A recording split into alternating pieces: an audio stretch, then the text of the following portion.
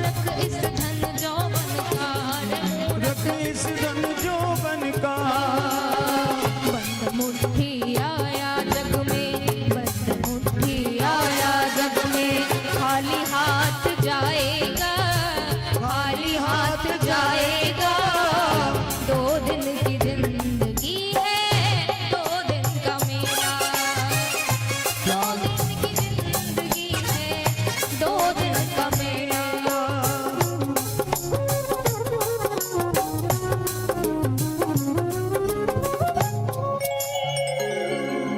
दो दिन की जिंदगी है, 2 दिन की जिंदगी है, 2 दिन का मेला।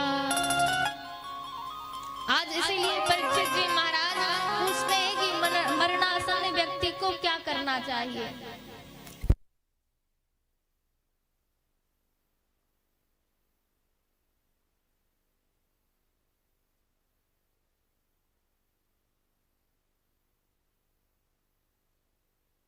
श्याम श्याम श्याम जय श्याम श्याम श्याम।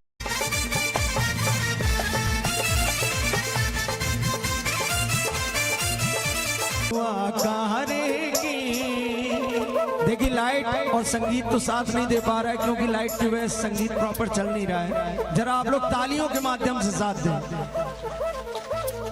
साथ में। जकनुआ कारे के अखियां जादू कर गई, आगे बिहारी की अखियां जादू कर गई, बाके बिहारी की अखियां जादू कर गई।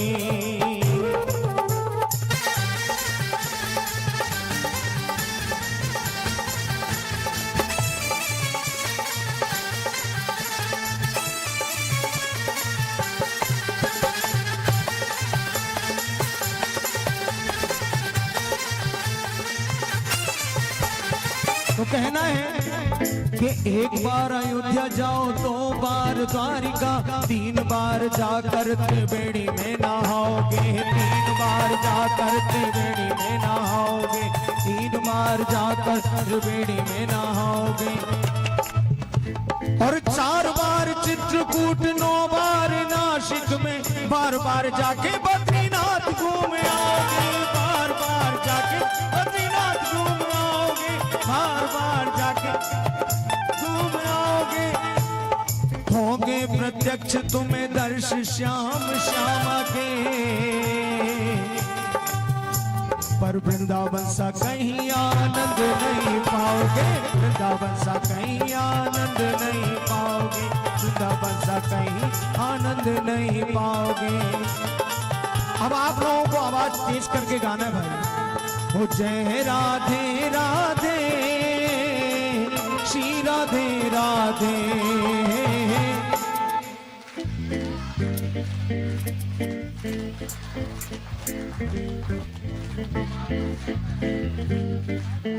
बोलो जय राधे राधे श्री राधे राधे, हो जय राधे राधे श्री राधे राधे।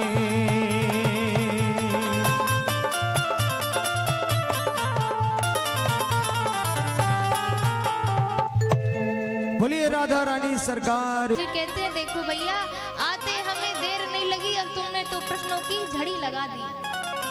वरीये सते प्रश्ना क्रतो लोक नृपः, क्रतो लोक हितं नृप, आत्मवित् सम्मतं पुरुषा पुंसां श्रोतव्यादिषु यः परः। परीक्षित जी तुमने आज बहुत ही सुंदर प्रश्न पूछे हैं। तुमने केवल अपने हित के लिए प्रश्न नहीं पूछा, तुमने जन कल्याण के लिए, सबके हित के लिए आज आपने प्रश्न किए हैं कि एक मरणासन्न व्यक्ति को क्या करना चाहिए। देखिए हर एक व्यक्ति 7 दिनों के अंदर ही मृत्यु को प्राप्त होता है।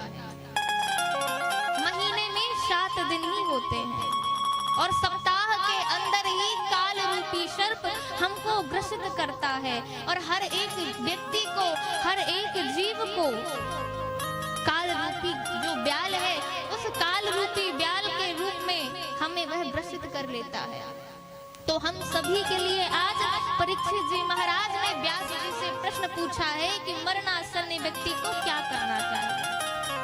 तब व्यास जी महाराज ने कहा, सुखदेव जी महाराज कहते हैं कि परीक्षित तुमने बहुत ही सुंदर प्रश्न किया है और कहा कि निद्रया ह्रियते नक्तम व्यवायेन जवावया दिवाचार्थे हया राजन् कुटुम्ब भरणेन वा कुटुम्ब भरणेन वा। परीक्षित, इस संसार में हमें जन्म मिला, हम जन्म लेते हैं, परंतु जन्म से मृत्यु तक हमें अपने लिए, अपने जीवन के लिए, आत्म कल्याण के लिए हम अपने बारे में कभी नहीं विचार करते, कभी नहीं सोचते, हमें अपने लिए कभी समय नहीं मिलता। हम दूसरों के बारे में ही सोचते रहते हैं, दूसरों की बुराई के बारे में, दूसरों के हित के बारे में, अपने स्नेही जनों के बारे में, अपने नाते रिश्तेदारों के बारे में। आज हमें विचार करने का अपने लिए समय नहीं है। हम विचार करते हैं, पिता अपने पुत्र के लिए विचार करता है कि ये जब बालक बड़ा होगा तो ये आगे चलकर क्या करेगा, इसका व्यवसाय, इसका बिजनेस कैसे बढ़ेगा और अपने ये जीविका का निर्वाह कैसे करेगा।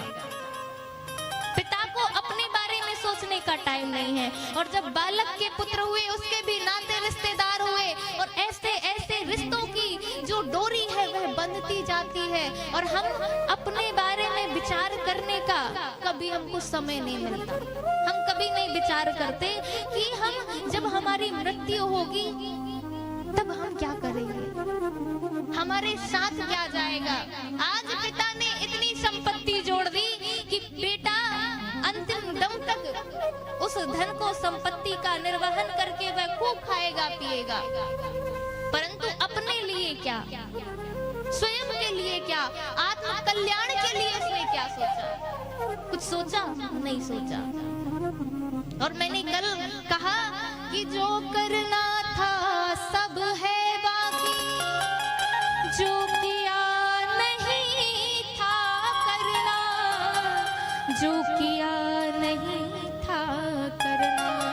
जब हमें अपने बारे में सोचने का समय नहीं देंगे, हम आत्म कल्याण करने का समय हमको स्वयं को जब हम नहीं देंगे तो अंततोगत्वा यही होता है कि पछतावा होगा कि जब जो हमको करना था वह आज सब कुछ बाकी है और जो हमको सारे जीवन नहीं करना था वो सारा काम, वह सारे जो भी काम थे हमने सब कुछ किया, पर हमने कभी अपने बारे में नहीं सोचा।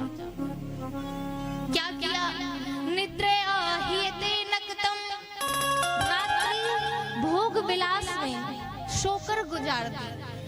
और जब दिवाचार थे हया राजन कुटुम्ब भरणेन वा, जब दिन हुआ तो अपने उदर को भरने के लिए परिश्रम किया, खूब मेहनत की और दिन खाकर गवा दिया। मेहनत करके धन कमाने के लिए, रुपया कमाने के लिए व्यर्थ कर दिया। और जिस चीज के लिए, धन के लिए आपने सारे समय को बर्बाद कर दिया महाराज, और वह धन रुपया जब आपका अंतिम क्षण आएगा तो वह आपका धन, वह आपका रुपया, आप जब बीमार हो जाएंगे ना, जब आपका अंतिम क्षण आएगा तो आप कितना भी धन वैभव, कितनी भी संपत्ति कमा लो, उससे एक सांस नहीं मिलने वाली है। एक बार एक सेठ जी थे, बेचारे बहुत गरीब थे वे, और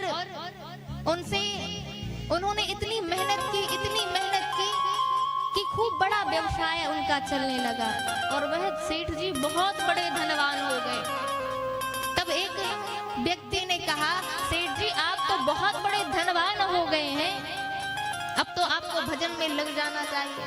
अब तो आपको भजन में जुट जाना चाहिए, अपने चित्त को, अपने मन को भगवान में लगा लेना चाहिए। परंतु आज भी आप धन संपत्ति के पीछे पड़े हैं। तो सेठ जी ने कहा कि नहीं भैया, अभी मुझे बिल्कुल समय नहीं है, अभी तो मुझे बहुत धन कमाना है, अभी मुझे बहुत बड़ा आदमी बनना है, बहुत अमीर बनना है। वह व्यक्ति ऐसा कहकर चला गया और सेठ जी बहुत बड़े आदमी बन गए, बहुत पैसा धन दौलत उन्होंने अर्जित कर लिया। फिर एक दिन सुबह प्रातःकालीन उनके मन में विचार आया कि अब मैंने इतना धन अर्जित कर लिया, इतना धन अर्जित कर लिया कि मेरे बेटे बैठ कर खाएंगे, फिर भी यह धन समाप्त नहीं होगा। अब भोजन करके वह दोपहर की वेला में विश्राम किए और जितना भी धन संचय उन्होंने किया था उसका काउंटिंग किया कि कितना मैंने आजीवन अब तक कितना धन संचित किया है। काउंटिंग किया और विचार किया कि आज मैं यहाँ विश्राम करूंगा अपने घर पर और कल से मैं तीर्थ यात्रा करूंगा। ऐसा विचार ही कर रहे थे। रात्रि की बेला हुई और रात्रि की बेला में भोजन किया और सो गए, विश्राम करने लगे। और तब ही एक काला कलूटा एक व्यक्ति आया और जैसे ही वह काला कलूटा व्यक्ति आया महाराज, तो सेठ जी ने देखा और कहा, अरे मेरे इस कांच के बंगले में तू कैसे आ गया, कहां से आ गया, तेरा प्रवेश किसने दिया, क्या नौकरों को नहीं पता कि तू आ गया है, तू इस मेरे रूम में कैसे आ गया।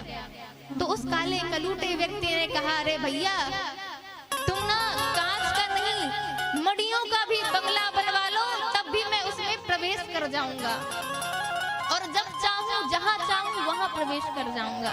तो तेरा ये कांच का बंगला कौन सी बड़ी बात है। और जैसे ही उस व्यक्ति ने ये कहा तो सेठ जी बड़े अचंभे में पड़ गए कि भाई तू कौन है और ये बात तू ऐसे कैसे कर रहा है। तो उस काले कलूटे व्यक्ति ने कहा, तुम्हें पता है मैं कौन हूँ, मैं हूँ यम का दूत और मैं तुम्हें आज लेने के लिए आया हूँ।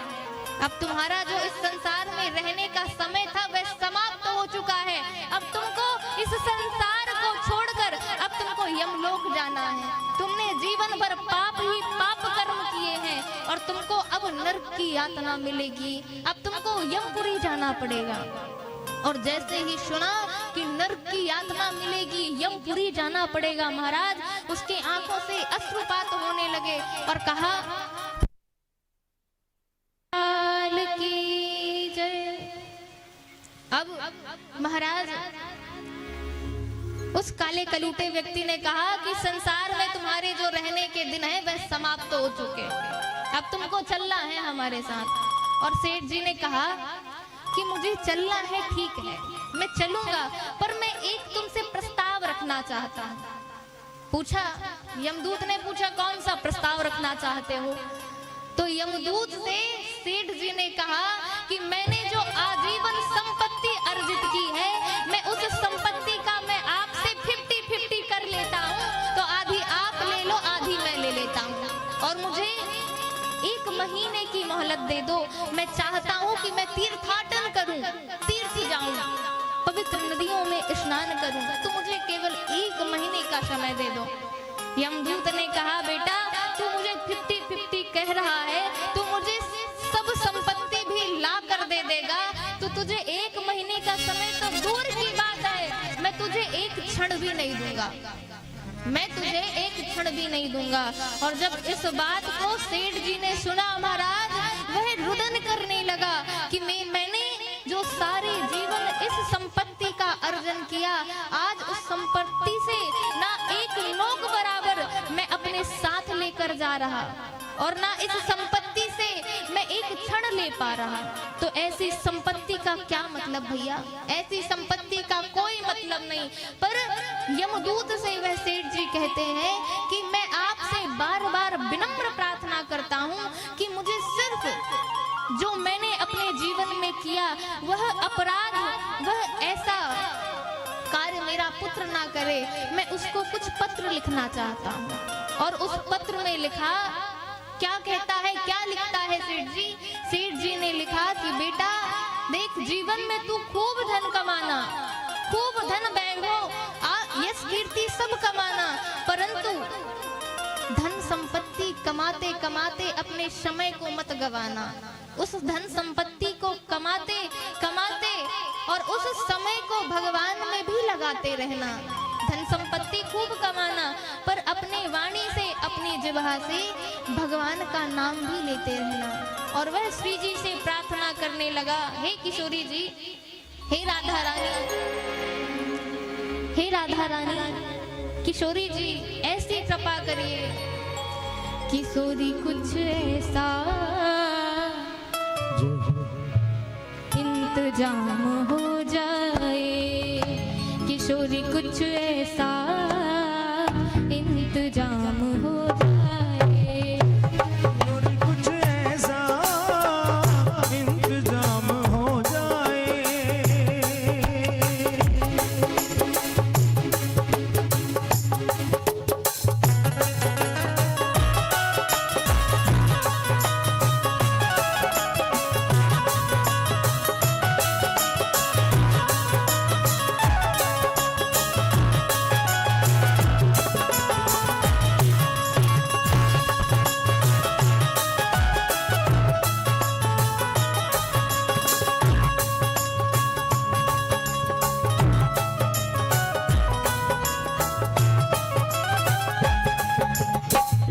किशोरी कुछ ऐसा इंतजाम हो जाए, किशोरी कुछ ऐसा इंतजाम हो जाए।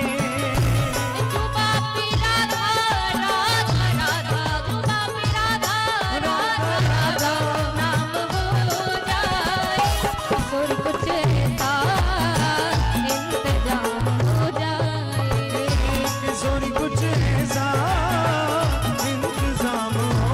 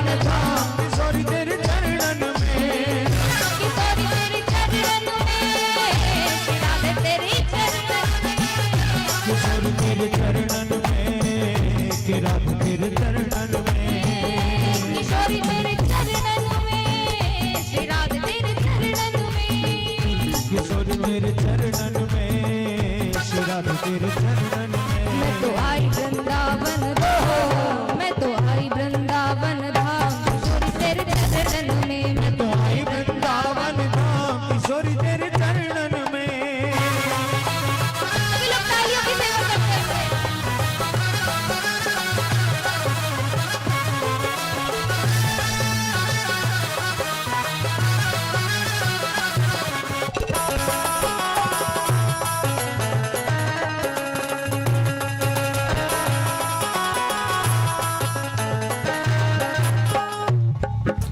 ब्रज वृंदावन की महारानी, ब्रज वृंदावन की महारानी मुक्ति भी जहाँ भरती पानी, मुक्ति भी जहाँ भरती पानी, मुक्ति भी जहाँ भरती पानी, मुक्ति भी जहाँ भरती पानी। ब्रज वृंदावन की महारानी, ब्रज वृंदावन की महारानी मुक्ति भी जहाँ भरती पानी।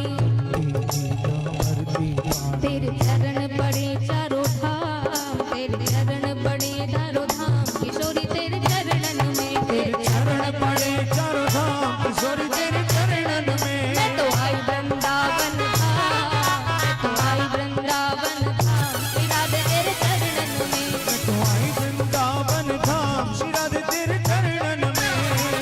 श्री राधे तेरे चरणन में, श्री राधे तेरे चरणन में, श्री राधे तेरे चरणन में। श्री राधे तेरे चरणन में। श्री राधे तेरे चरणन में, श्री श्यामा तेरे चरणन में। श्री राधे तेरे चरणन में। श्री श्याम तेरे चरणन में। आप सभी लोग चाहते हैं ना कि श्री जी की कृपा हमको मिले। आप सभी लोग चाहते हैं कि नहीं चाहते हैं?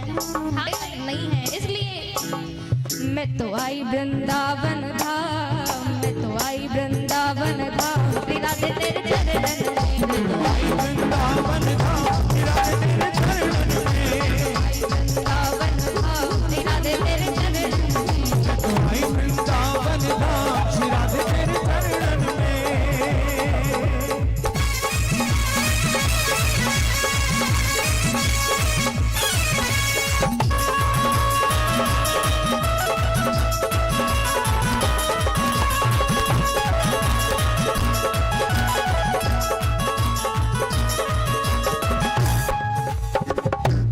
सुखदेव जी महाराज कहते हैं कि देखो भैया, हम सबके बारे में विचार करते हैं। माता पिता स्नेही जन प्रिय जन सभी के बारे में हम बहुत विचार करते हैं, परंतु हमको कभी स्वयं के बारे में, स्वयं के लिए आत्म कल्याण करने के लिए हमने कभी विचार ही नहीं किया। हमें खुद के बारे में सोचने का कभी समय नहीं मिलता। इसलिए जो विडंबना है ना, सबसे बड़ा भय है किस बात का? मृत्यु का। तो अगर मृत्यु से छुटकारा पाना है तो आपको क्या करना चाहिए? तस्मात् भारत सर्वात्मा भगवान ईश्वरो हरिः श्रोतव्यः कीर्तितव्यश्च स्मर्तव्य चेतथा। तो शुकाचार्य जी महाराज कहते हैं, जिसको भय से मुक्ति पाना है तो क्या करना चाहिए? 3 कार्य बताए। और कौन से? कि क्या कहा? कि श्रोतव्य, भगवान की कथा का श्रवण करो, कथा को श्रवण करके भगवान का कीर्तन करो। दूसरा कार्य बताया